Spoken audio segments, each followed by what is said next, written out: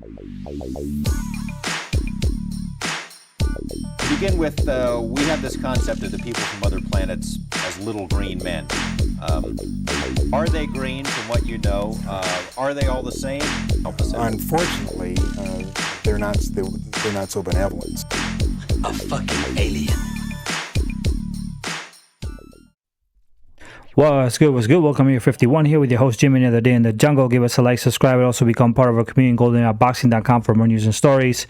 And let's get to this video. All right, so apparently Teofimo Lopez Sr. said in an interview that Gervonta Davis is scared of fighting Teofimo Lopez. Okay, and the reason is because he's saying that Floyd wants Gervonta Davis to fight Teofimo Lopez, but Gervonta Davis himself doesn't want to fight Teofimo. He thinks that that's a fight that he doesn't want, and apparently that's what Senior is saying.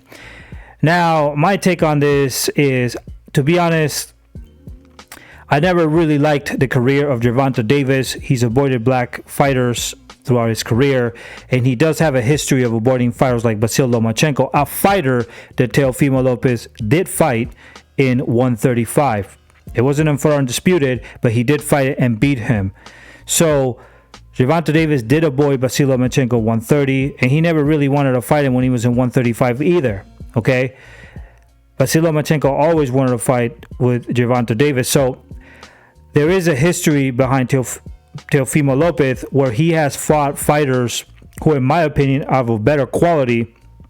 And he's actually beat fighters of better quality than Gervonta Davis. For example, he beat Lomachenko. Lomachenko is a much better quality fighter than Ryan Garcia or, for example, Ronda Romero. He also beats Sandor Martin, who actually beat Mikey Garcia. Nobody in the resume of any of these fighters fought a fighter like Mikey Garcia and beat him. Now we can discuss that Mikey wasn't in his prime and whatever.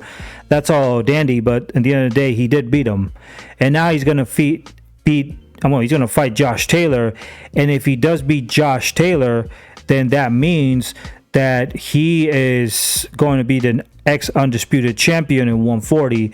And Josh Taylor beat Jose Ramirez. He beat Regis Prograis. So that is not a small fighter to beat. Okay, so if he beats Josh Taylor, Teofimo Lopez, undoubtedly he's fought much better opposition than Gervonta Davis. Now, I know you might be a Gervonta Davis fan. You don't want to hear this, but Gervonta Davis did duck a few fighters when he was in 130. And whether you want to admit it or not, these are the facts. In fact, he's not fought any black fighter. Now, we can't say clearly that Teofimo Lopez did avoid Devin Haney for a real undisputed championship. The same fighter that Gervonta Davis avoided because he never wanted to fight Devin Haney either.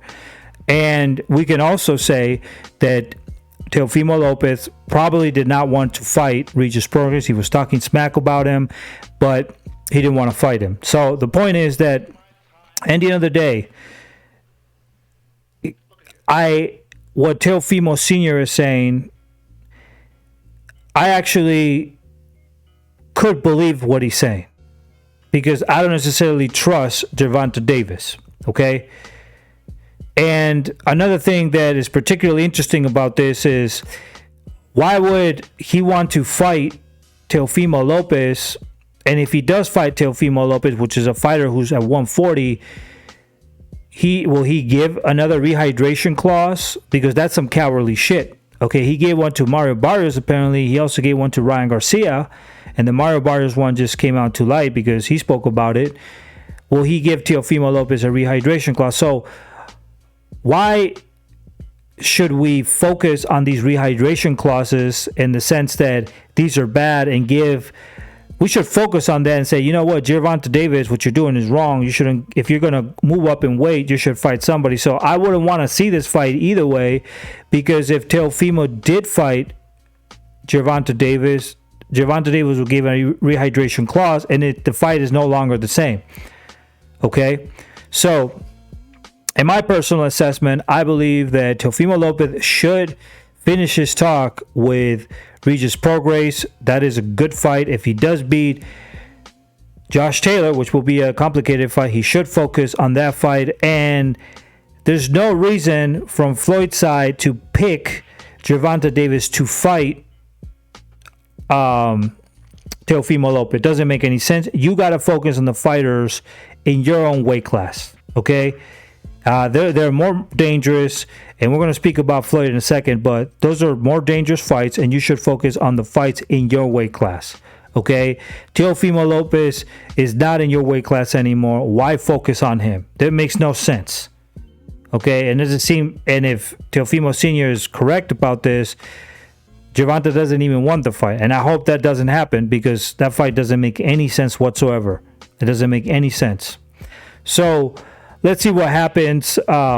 You can't say you can accuse Teofimo Lopez of avoiding certain black fighters. I do believe this is correct, but you can't say he's fought bad opposition. In fact, his opposition, if you look at who the opposition he fought against, is actually better than the one that Gervonta Davis has, because Gervonta Davis not fought no Basil Lomachenko, beat him. Okay, and these are facts. Sorry. And if he beats Josh Taylor, it's going to be even better. He's going to have even better opposition Gervonta Davis. Gervonta needs to step in the table and make some real fights happen at this point. So anyway, we'll get to that story in a bit. But give us a like, subscribe, become part of Golden Era for more news and stories. And I actually kind of do believe Teofimo Lopez Sr.'s side more than I would believe Gervonta Davis, because Gervonta Davis has dug fighters. So peace out to the next video, and I'll see you in GoldenEraBoxing.com for more news and stories. Deuces.